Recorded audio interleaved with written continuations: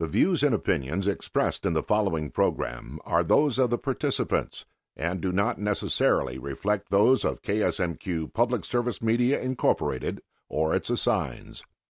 Welcome to Garden Connections. I'm your host, Stephanie Passingham. We're here at the Minnesota Landscape Arboretum, and spring is bursting out all over. We're going to learn more about their mission and the wonderful ways that research translates to home gardeners. We'll also hear from Aimee Whiteaker, who is going to answer your vexing garden questions, and we'll be getting out into our own community garden plot and getting our hands dirty. I hope you'll stay with us.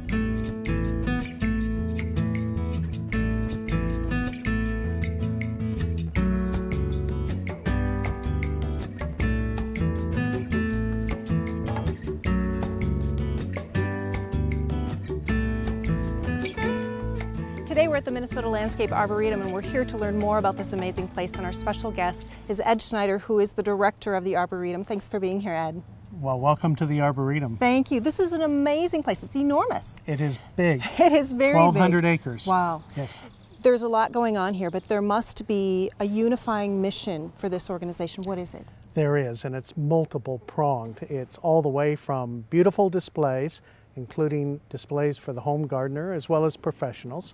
It's about education, it's about plant conservation, and it's also about research that goes on here. So you have a lot of things happening. Yes. That's a big mission. What are some of the ways that you fulfill that mission? Well, of course, we have the 3-mile drive, which our 340,000 visitors a year love to go on in their own personal vehicle or out on the tram. And along that 3-mile drive, there's lots of places for them to stop or to learn more about the various plants. So we have the Pillsbury Shade Garden, tree shade garden area. We have a restored prairie. We have a wildlife garden, the crab apples, which just are at the peak of their blooming. Looking beautiful. Yep. That's right. And then the Bailey Shrub Walk and roses and dahlia trial gardens, and it goes on and on. And a great way for people who are looking for ideas can see multiple examples in relatively short space. Ideas for their own home landscaping, or if you're the professional, what can be used in a relatively nice and easy, cost-effective way for the other homeowners for which they're doing services. Great. You mentioned research. You have a tie to the University of Minnesota. Explain that to our audience. Well, the Arboretum is actually part of the University of Minnesota Twin Cities. The reporting line is to the Dean of the College of Food, Agriculture, and Natural Resource Sciences. And as the director, I hold a faculty appointment in the college, so I also teach, and I do research and get to direct this wonderful place every day. An amazing classroom out here. It is a wonderful place. What's some of the most exciting research that's taking place at the Arboretum today? Well, it depends who you talk to. Well, I suppose. You probably have a lot going. We have a number of projects. We have, of course, an unnamed rose, which will soon be given its name. A lot of shrub breeding, including the northern azaleas, which is a cold hardy series. We have apple breeding and grape breeding and kiwi breeding, and we're just starting a lot of programs. Yes. Wow, that surprises me because as a northern climate, I would not think kiwis would thrive here. They actually have them in cold regions of the earth as well. So interesting. Yes, we've done a lot to fuel the economy of cold hardy plants, both for the home landscape as well as for fruit production. Right, and people love to experiment with those things, and you look in the catalogs a lot of times and it's maybe zone 5, but hardly ever 4 or 3. And that's exactly right. And so your guys' job is to develop cultivars that will work in our area. In zone 4, so they usually have to be able to survive a minus 30-degree winter. And of course this winter is luring everybody into thinking it might be warming up.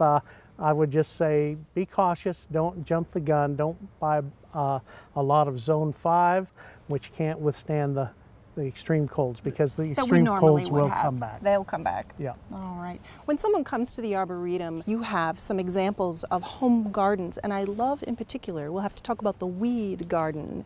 That just strikes me as so useful to the home gardener. Explain why you have so many different styles of home gardens, and what people will see. Well, everybody has different kinds of homes. They have small places and they have big yards. So we try to provide educational components that will tell the condo dweller how they can containerize plants and put them on their small patios and still perhaps be vegetables or fruit producing plants of other types. And then we have the large landowners, and they want to think of more expansive landscapes. So we provide that service as well. All different kinds of things. Yeah. You also do an education component. You have workshops and classes. Tell us about the breadth of those opportunities for folks. Well, again, it's quite staggering. We run all the way from children of 0 years in age all the way up to senior adult learners. June of this year, we will be opening our Green Play Yard, which is a garden of all naturalistic materials. So there's no plastic jungle gyms or metal features that you might find in a normal play yard. But this Green Play Yard is inspired by the work of Richard Louv and his last child left in the woods, and more recently the Nature's Principle, talking about how our children have a nature deficit disorder, that they're in the classroom all the time, behind the computers. Reading in books. So the idea is to get children of ages 0 to 6 out into an area of all naturalistic materials. Rocks, fallen logs, twigs, dirt. And kids that age love to explore and touch things. They do. Yeah, great so idea. It's a very unique garden, among the first of its kind in the U.S. Great, very innovative. And that is my next question. What do you see on the horizon for home gardeners or people who want to grow fruit? What's kind of the next big thing? Well, of course, the apple breeders are very excited about their new Sweet Tango. Sweet Tango is a new apple, which is a cross between our beloved Honeycrisp and another parent called Zestar. And this is a new plant that has a very sweet taste, as indicated by the name. And we are setting up now agreements around the globe for plants to be grown and production to begin. So this is relatively new to the marketplace, about 3 years into it. So we're only limited by the number of plants in the ground and therefore the production. Great, and apples are a wonderful northern tree and fruit that home gardeners can I think anybody who tastes a Sweet Tango, well, unless you're a really die-hard Honeycrisp fan, you'll be moving over to You'll have a Sweet new Tango. favorite. You'll have a new favorite. Great. All right. And grapes, of course, we are the home of the cold hardy grapes, the Frontenac, the Marquis, the La Crescent now, are examples. Those table grapes or are those wine grapes? They are wine grapes that are cold hardy.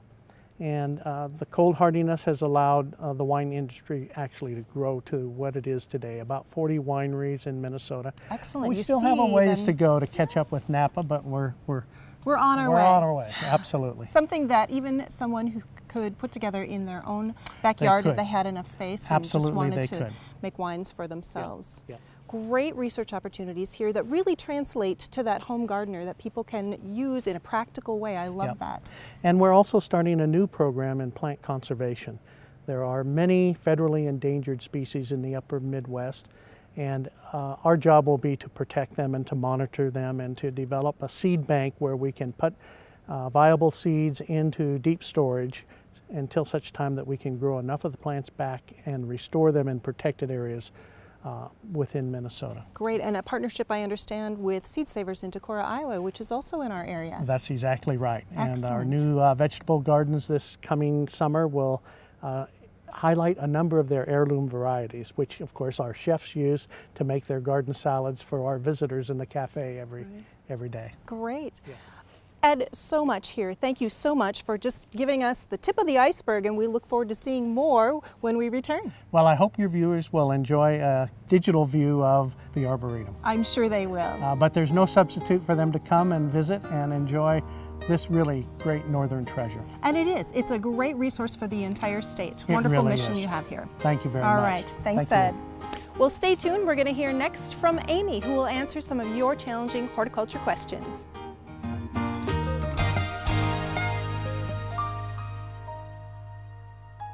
Hi, I'm Amy, and I'm glad to be here to answer your garden questions and share my knowledge and expertise. Today, we will be answering 2 questions that were submitted by local gardeners. The first is on cabbage butterflies. It reads, "Cabbage butterflies thrived in my garden last year. The plants seemed to survive and actually produce well, but my family didn't appreciate the extra protein from the green caterpillars that occasionally made it to the table. How can I minimize their impact this year?" The first thing you can do is create a barrier for the adults so that they aren't able to lay their eggs on your cabbage. If they have the opportunity to lay their eggs, then you will run into the caterpillars, which are the actual problem that eat the leaves off the cabbage. You can create a barrier for the adults by using row covers or even nylon netting to prevent them from being able to get to the cabbage and lay their eggs. From there, if you already have an infestation of caterpillars, you can simply pick them off or treat them with garden chemicals. At the end of the season, it is very, very important to clean up all of the dead cabbage leaves and plant material so that there is nothing left for the insects to overwinter. If any of that is left in the garden, the insects will live through the winter and be there to reinfect the following year. It is very, very important to keep track of what the butterflies are doing throughout the whole season, because they will turn into adults, lay eggs, go into cocoons, and then turn into adults and lay eggs again 3 to 4 times per year. So you need to keep up on this all through the summer, making sure you're preventing the egg laying, treating the caterpillars, and making sure there is nothing left for them to overwinter on. The second question we had is regarding winter squash. I had what my neighbor called mosaic wilt in my winter squash last summer. The leaves curled up and the plant eventually died before bearing the squash. I'm planning to put my squash in a different place this year. Will that prevent this from happening again? Well, the first thing we need to consider when talking about any kind of plant disease is proper diagnosis. We need to make sure that we are applying the proper controls for the plant disease. Now, diseases can be anything from viruses to bacteria to funguses. Now, viruses, as stated in this question, are actually usually spread by insect feeding. So, rotation of a crop isn't necessarily going to keep a virus from reinfecting the following year.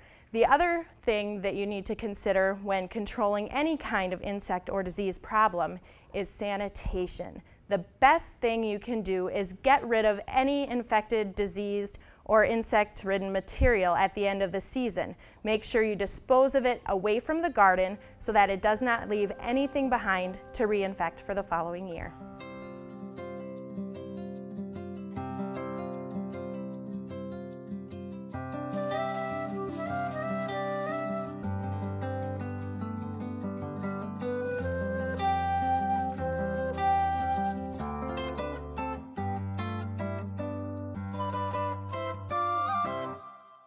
We're back in the garden again, and I'm here with Jennifer Oftley, and we are going to plant our peppers today. If you recall, last week we put down this fabric mulch in place and pinned it to the ground. Now we're going to plant right through it. We've got a couple of different kinds of peppers. I've got a cayenne pepper, which is a hot pepper if you like to cook with those. And Jennifer, what have you got? I've got the golden bell, so they'll be a little bigger and sweet. And sweet, and a beautiful yellow color. Mm-hmm. Those will be great. Jennifer's going to start by actually slitting a little X in the fabric that will allow us to plant through it and put our transplants right in the ground.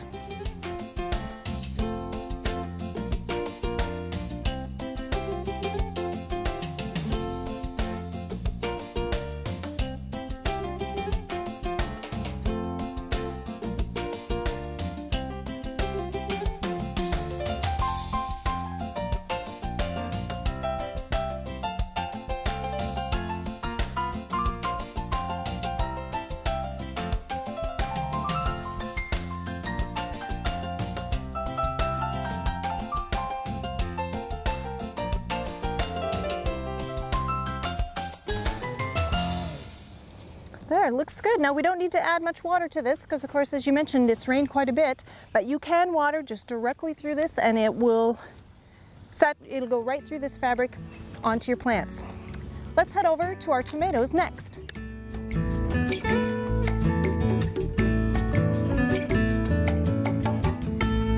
I grabbed our tomatoes and Jen's been working up the soil here, so we're ready to go. I'm going to give these to you, Jen. These are early girls, and those are more of a full-size red tomato. We also are going to plant some grape tomatoes, which are the small red ones that are so popular right now. Now, if you recall, a few weeks ago we were out at John and Jan Euland's place, and they put down red plastic mulch for their tomatoes, which is supposed to be really great at reflecting the light and growing great tomatoes, and that's a good idea. But in our case, we're going to try to do double duty with our space, so we're not going to put down a mulch right away. What we're going to do is we're going to plant our tomatoes, and then in the space between, we're going to put in some lettuce. And that will grow up and mature. We'll harvest that, and then as the tomato plants grow, eventually they'll shade out that space and they'll be utilizing this entire section of the garden. So let's get started.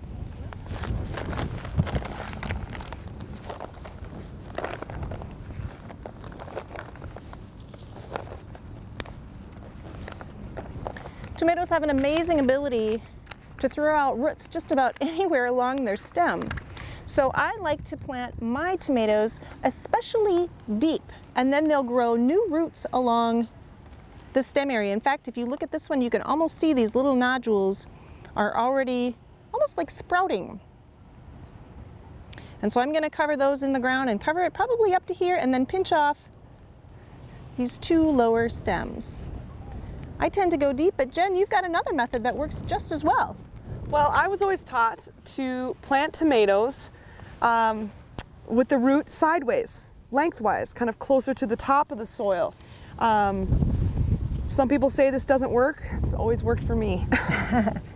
That's the thing about gardening, is there's always a method, and you just have to find out what works for you.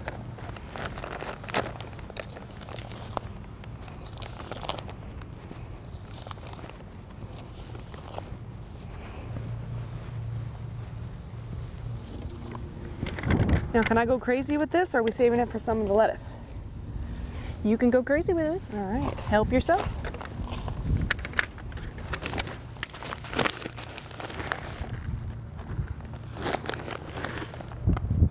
Now, what exactly is this we're using? It's worm compost, which is also called worm humus or worm manure. All right. So every little bit helps. Smells better than regular manure, that's for sure. That's true. There's hardly an odor at all. It's really clean smelling, just like your dirt. Yeah, it's nice. So while Jennifer finishes up over there, what I'm going to do is I'm going to side dress this area. As we've talked about, this is a new plot that was recently tilled under, so the dirt can be a little chunky in places. And lettuce is what we're going to seed right down the middle of this section. And those tiny seeds, they sprout quickly and they get a jump start. Lettuce is really fun to watch, but it also means it could have a tendency to dry out. So we're going to put some nice dirt that I brought from home, a nice black dirt, right down the middle to give a good start to those lettuce seeds.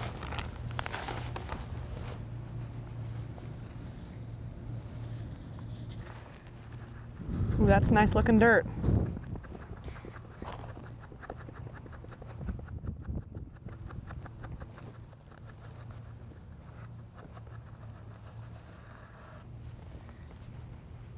Create a nice place for that to go. And again, lettuce is a tiny seed. It's not something that I ever plant very deep. 1/4 inch is usually what most packages recommend. We've got a couple of different kinds. We've got a kind with a nice red tinge to the leaves. And then we've got a variety, it's a gourmet lettuce mix, which has a whole bunch of different varieties in there, so it'll be a little bit of a surprise for us. So Jen, I'm going to give you this variety if you want to start on that end, and let's just run it right down the middle.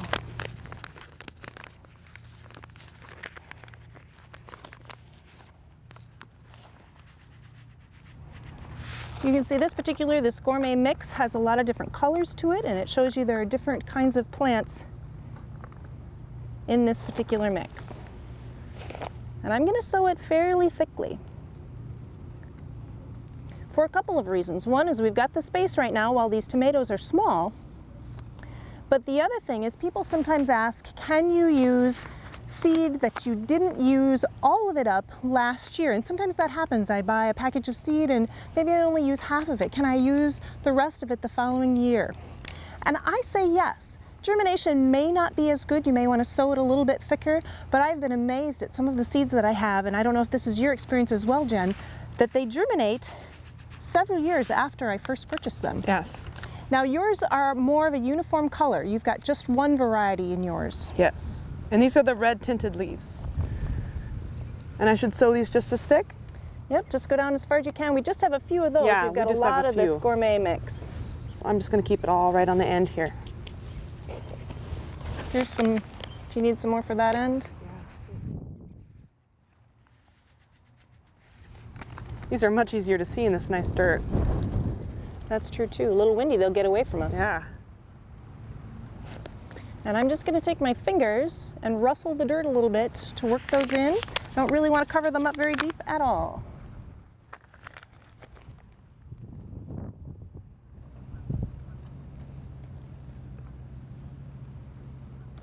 Looks good, and it's okay if there are a few seeds showing. We have got a little bit more dirt that we can add on top of that, but you don't want to bury these very deep, and I bet they'll spring up in no time. Well, the last thing we're going to do today is take a look at some beans. We're going to plant them on the other end. We've got both fresh green beans and dried beans.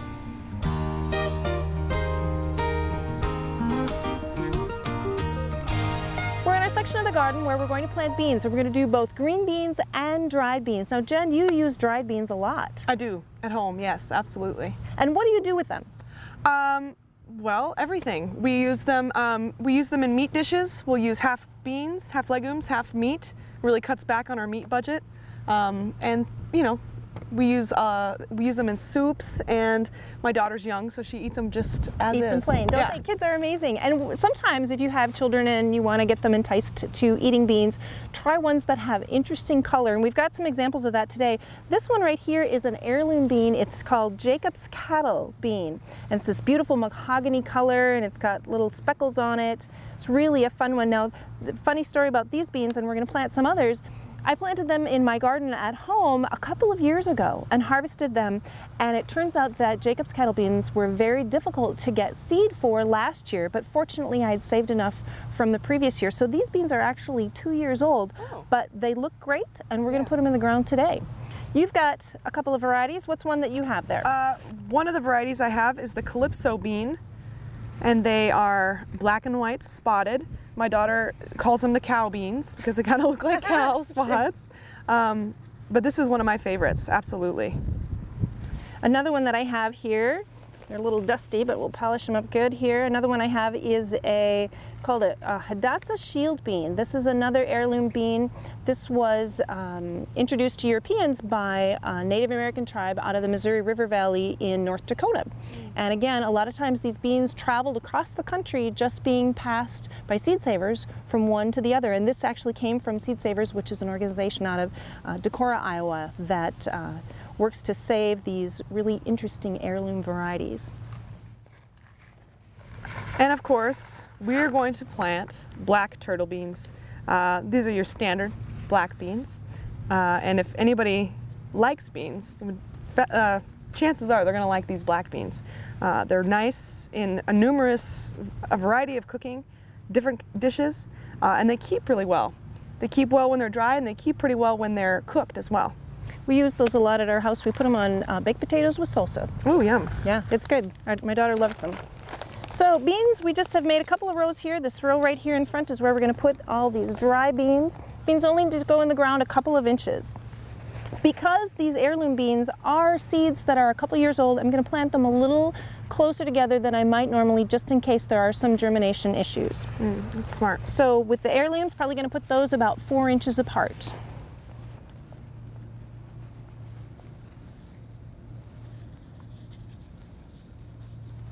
Are the Calypso a little older as well? The Calypsos also are 2 years old. Okay. Yep. And the black turtle beans are new this year. Great. The other kind of bean we're planting today is just a regular green bean. It's a bush bean we've chosen. They do have pole beans, which would require some structure, but we're going to go ahead and just put a bush bean in because the dry beans are also of a bush variety. These are Blue Lake bush beans, and we're just going to throw these in this other row. Same spacing.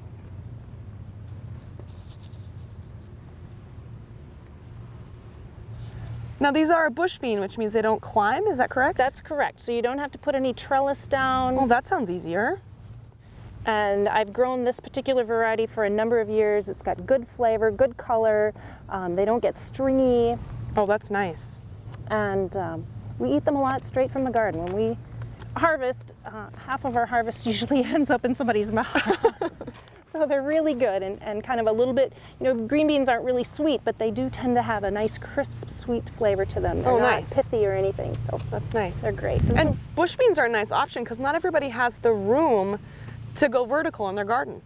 Right, or the for ability sun, to create you know. that structure. Yep. Right. And that would shade other rows that they have. Right. All right, that looks pretty good. We'll flag our rows over here so we know where we put them. Can be looking for them, and then when they start popping up, we can throw a little mulch right down the middle, just like you did with those carrots and radish. All right, the rest of the day we're gonna put row cover over our tomatoes and our peppers because they are a little bit tender and we still have the possibility of frost yet this spring, so we'll cover those just like we did our broccoli and cauliflower, and then I think we're done for the day. Great. Thanks for your help, Jen. Yeah, absolutely.